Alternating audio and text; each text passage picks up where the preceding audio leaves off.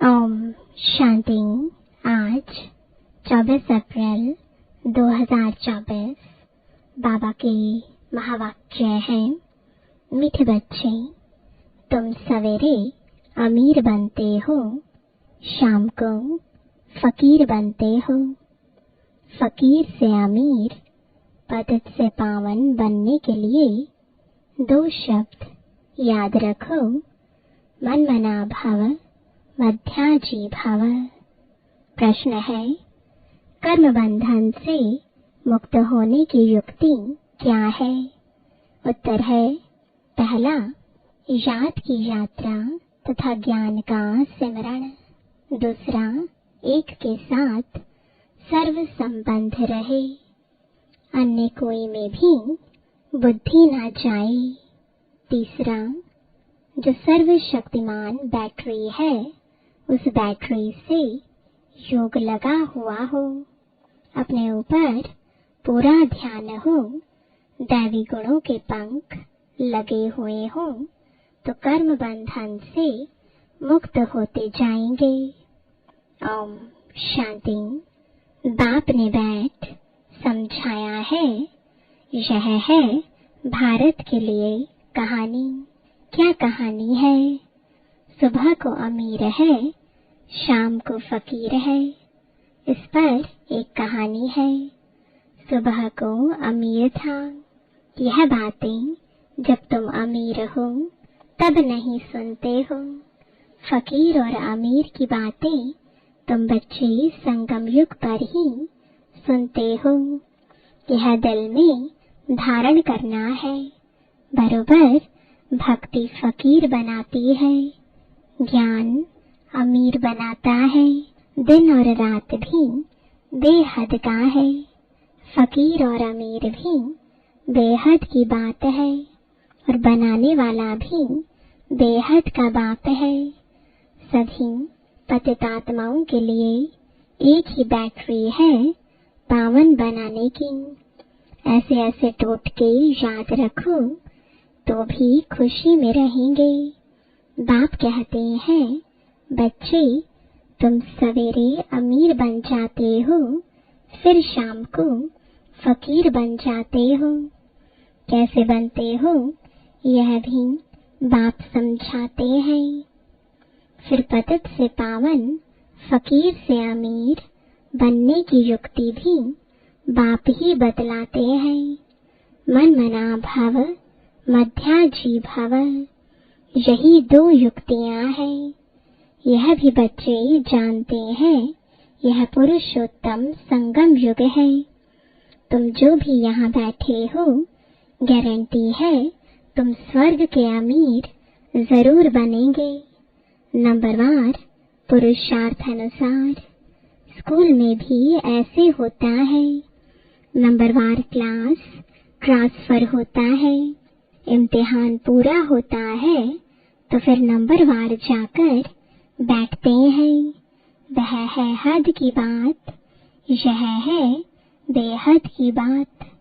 नंबरवार रुद्रमाला में जाते हैं। माला अथवा झाड़, बीज तो झाड़ का ही है।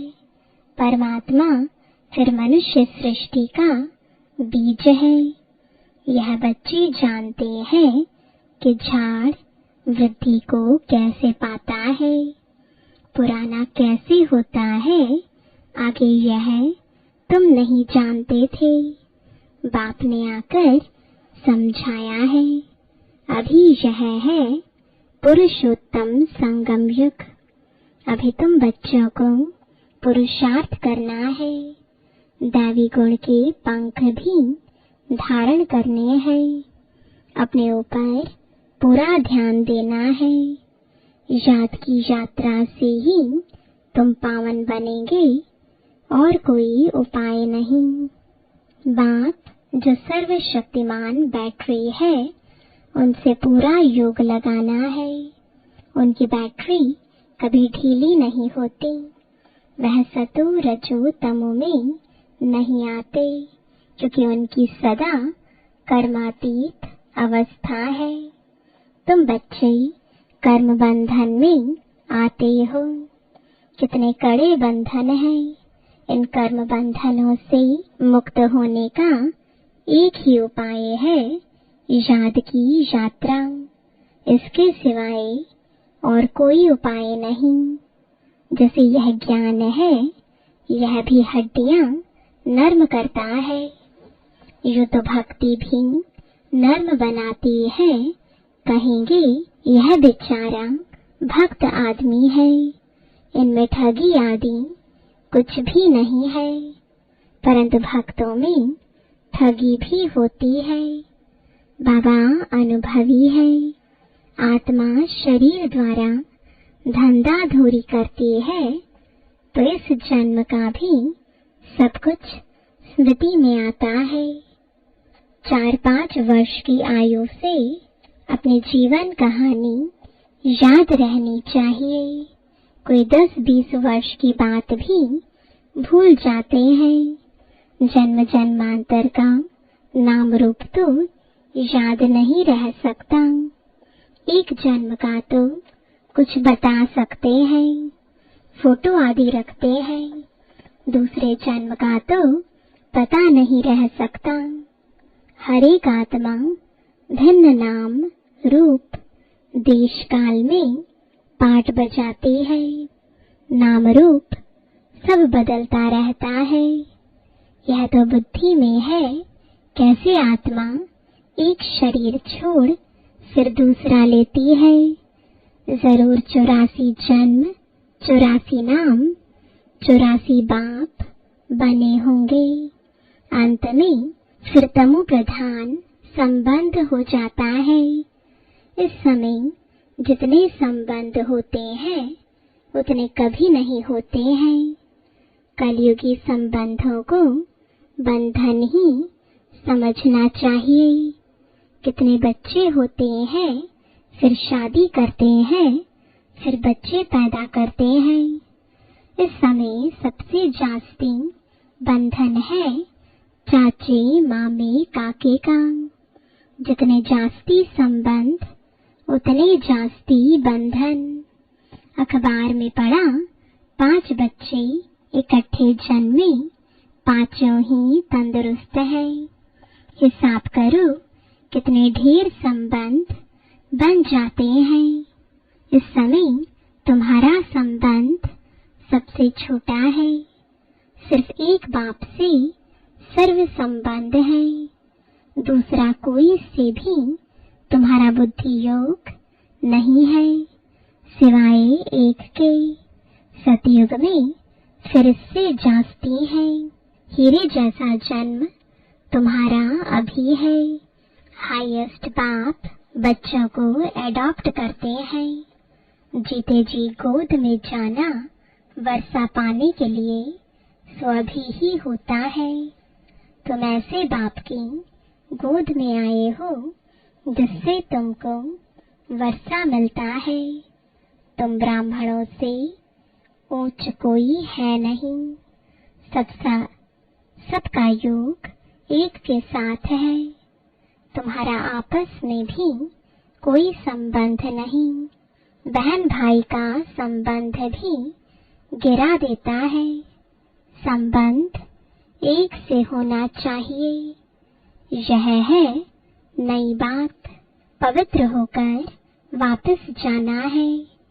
ऐसे ऐसे विचार सागर मंथन करने से तुम बहुत रौनक में आएंगे। सतयुगी रौनक और कलयुगी रौनक में रात दिन का फर्क है। भक्ति मार्ग के समय है ही रावण का राज्य। पिछाड़ी में साइंस का घमंड भी कितना होता है। जैसे सतयुग से भेंट करते हैं। एक बच्ची ने समाचार लिखा कि हमने प्रश्न पूछा कि स्वर्ग में हो या नर्क में, तो 4-5 ने कहा हम स्वर्ग में हैं। बुद्धि में रात दिन का फर्क पड़ जाता है। कोई समझते हैं हम तो नर्क में हैं, फिर उनको समझाना पड़ता है कि स्वर्गवासी बनने चाहते हो। स्वर्ग कौन स्थापन करते हैं? यह बहुत मीठी मीठी बातें हैं।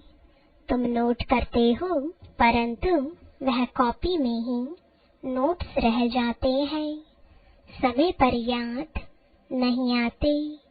अब पतित से पावन बनाने वाला परमपिता परमात्मा शिव है।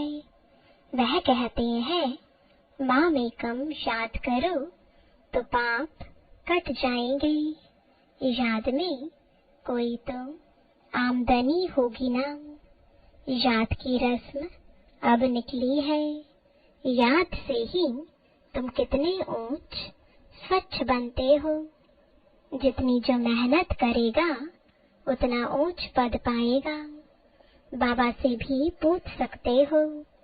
दुनिया में तो संबंध और जायदाद के पीछे झगड़े ही झगड़े हैं। यहाँ तो कोई संबंध नहीं। एक बाप दूसरा ना कोई। बाप है बेहद का मालिक। बात तो बड़ी सहज है। उस तरफ है स्वर्ग और इस तरफ है नर्क। नर्कवासी अच्छे या स्वर्गवासी अच्छे? जो सयाने होंगे वह तो कहेंगे स्वर्गवासी अच्छे। कोई तो कह देते हैं नर्कवासी और स्वर्गवासी। इन बातों से हमें कोई मतलब नहीं, क्योंकि बाप को नहीं जानते। कोई फिर बाप की गोद से निकल माया की गोद में चले जाते हैं। वंडर है ना? बाप भी वंडरफुल तो ज्ञान भी वंडरफुल, सब वंडरफुल। इन वंडर्स को समझने वाला भी ऐसा चाहिए जिसकी बुद्धि इस वंडर में ही लगी रहे। रावण तो वंडर नहीं है, न उनकी रचना वंडर है। रात दिन का फर्क है। शास्त्रों में लिख दिया है, काली दह में गया, सर्प ने डसा, काला हो गया। अब तुम अच्छी रीति यह सब समझा सकते हो। श्री कृष्ण के चित्र को कोई उठाकर पढ़े तो रिफ्रेश हो जाए। 84 जन्मों की कहानी है। जैसे श्री कृष्ण की वैसे तुम्हारी। स्वर्ग में तो तुम आते हो ना, फिर त्रेता में भी आते रहते हैं। वृद्धि होती रहती है। ऐसे नहीं, त्रेता में जो राजा होते हैं वह त्रेता में ही आएंगे। पढ़े के आगे अनपढ़े को भरी ढोनी पड़ेगी। यह ड्रामा का राज बाबा ही जान सकते हैं। अब तुम जानते हो, तुम्हारे मित्र संबंधी आदि सब नर्कवासी हैं। हम पुरुषोत्तम संगम युगी हैं। अब पुरुषोत्तम बन रहे हैं। बाहर के रहने और यहाँ 7 रोज आकर रहने में बहुत फर्क पड़ जाता है। हंसों के संग से निकल बगुलों के संग में जाते हैं। बहुत बिगाड़ने वाले भी हैं। बहुत बच्चे मुरली की परवाह नहीं करते हैं। बाप समझाते हैं, गफलत नहीं करो, तुमको खुशबूदार फूल बनना है। सिर्फ एक बात ही तुम्हारे लिए काफी है, इजाद की यात्रा। यहाँ तुमको ब्राह्मणों का ही संग है। कहाँ ऊंच ते ऊंच, कहाँ नीच। बच्चे लिखते हैं, बाबा बगुलों के झुंड में हम एक हंस क्या करेंगे। बगुले कांटे लगाते हैं, कितनी मेहनत करनी पड़ती है। बाप की श्रीमत पर चलने से पद भी ऊंच मिलेगा। सदैव हंस होकर रहो। बगुले के संग में बगुलाना बन जाओ। गायन है आश्चर्यवत, सुनंती कथंती भागंती। थोड़ा भी ज्ञान है तो स्वर्ग में आएंगे, परंतु फर्क रात दिन का पड़ जाता है। सजाएं बहुत कड़ी खाएंगे। बाप कहते हैं मेरी मत पर ना चल, पतित बने तो 100 गुना दंड पड़ जाता है, फिर पद भी कम हो जाता है। यह राजाई स्थापन हो रही है, यह बातें भूल जाती हैं। यह भी याद रहे तो भी उच्च पद पाने का पुरुषार्थ जरूर करें। नहीं करते हैं तो समझा जाता है एक कान से सुन दूसरे से निकाल देते हैं। बाप से योग नहीं, यहाँ रहते भी बुद्धि योग बाल बच्चों की तरफ है। बाप कहते हैं सब कुछ भूल जाना है, इसको कहा जाता है वैराग्य। इसमें भी परसेंटेज है, कहाँ न कहाँ ख्यालात चले जाते हैं, एक दो से लव हो जाता है तो भी बुद्धि लटक जाती है। बाबा रोज समझाते हैं इन आँखों से जो कुछ देखते हो वह सब खत्म होने वाला है। तुम्हारा बुद्धि योग नई दुनिया में रहे और बेहद के संबंधियों से बुद्धि योग रखना है। यह माशूक वंडरफुल है। भक्ति में गाते हैं आप जब आएंगे तो आपके बगैर हम किसको भी याद नहीं करेंगे। अब मैं आया हूँ तो अब तुमको सब तरफ से बुद्धि योग हटाना पड़ेगा। यह सब कुछ मिट्टी में मिल जाना है। तुम्हारा जैसे मिट्टी के साथ बुद्धि योग है, मेरे साथ बुद्धि योग होगा तो मालिक बन जाएंगे। बाप कितना समझदार बनाते हैं। मनुष्य नहीं जानते कि भक्ति क्या है और ज्ञान क्या है। अब तुमको ज्ञान मिला है तब तुम भक्ति को भी समझते हो। अब तुमको फीलिंग आती है कि भक्ति में कितना दुख है। मनुष्य भक्ति करते हैं, अपने को बहुत सुखी समझते हैं, फिर भी कहते हैं भगवान आकर फल देंगे। किसको और कैसे फल देंगे वह कुछ भी नहीं समझते। अब तुम जानते हो बाप भक्ति का फल देने आए हैं। विश्व की राजधानी का फल जिस बाप से मिलता है वह बाप जो डायरेक्शन देते हैं उस पर चलना पड़े। उनको कहा जाता है ऊंचे ते ऊंची मत मत, मिलती तो सबको है। फिर कोई चल सके कोई चल ना सके। बेहद की बादशाही स्थापन होनी है। तुम अभी समझते हो हम क्या थे, अब हमारी क्या हालत है। माया एकदम खत्म कर देती है। यह तो जैसे मुर्दों की दुनिया है। भक्ति मार्ग में तुम जो कुछ सुनते थे वह सब सत सत करते थे, लेकिन तुम जानते हो कि सच तो एक बाप ही सुनाते हैं। ऐसे बाप को याद करना चाहिए। यहाँ कोई बाहर वाला बैठा हो तो उनको कुछ भी समझ में नहीं आएगा। कहेंगे यह तो पता नहीं क्या सुनाते हैं। सारी दुनिया कहती है परमात्मा सर्वव्यापी है और यह कहते हैं वह हमारा बाप है। कांध से नाना करते रहेंगे। तुम्हारे अंदर से हाँ हाँ निकलती रहेगी। इसलिए नए कोई को अलाउ नहीं किया जाता है। अच्छा, मीठे मीठे सिकिलदे बच्चों प्रति माता पिता बाप दादा का याद प्यार और गुड मॉर्निंग। रूहानी बाप की रूहानी बच्चों को नमस्ते। रूहानी बच्चों की रूहानी बाप दादा को गुड मॉर्निंग और नमस्ते। धारणा के लिए मुख्य सार है। पहला, खुशबूदार फूल बनने के लिए संग की बहुत संभाल करनी है।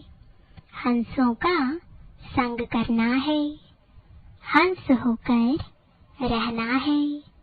मुरली में कभी बेपरवाह नहीं बनना है, गफलत नहीं करनी है। दूसरा, कर्म बंधन से मुक्त होने के लिए संगम युग पर अपने सर्व संबंध एक बाप से रखने हैं। आपस में कोई संबंध नहीं रखना है। किसी हद के संबंध में लवरक बुद्धि योग लटकाना नहीं है। एक को ही याद करना है। वरदान है परमात्मा लव में लीन होने व मिलन में मग्न होने वाले सच्चे स्नेही भव। स्नेह की निशानी गाई जाती है कि दो होते भी दो ना रहें, लेकिन मिलकर एक हो जाए। इसको ही समा जाना कहते हैं। भक्तों ने इसी स्नेह की स्थिति को समा जाना व लीन होना कह दिया है। लव में लीन होना यह स्थिति है, लेकिन स्थिति के बदले उन्होंने आत्मा के अस्तित्व को सदा के लिए समाप्त होना समझ लिया है। आप बच्चे जब बाप के व रूहानी माशूक के मिलन में मग्न हो जाते हो तो समान बन जाते हो। स्लोगन है, अंतर्मुखी वह है जो व्यर्थ संकल्पों से मन का मौन रखता है। ओम शांति।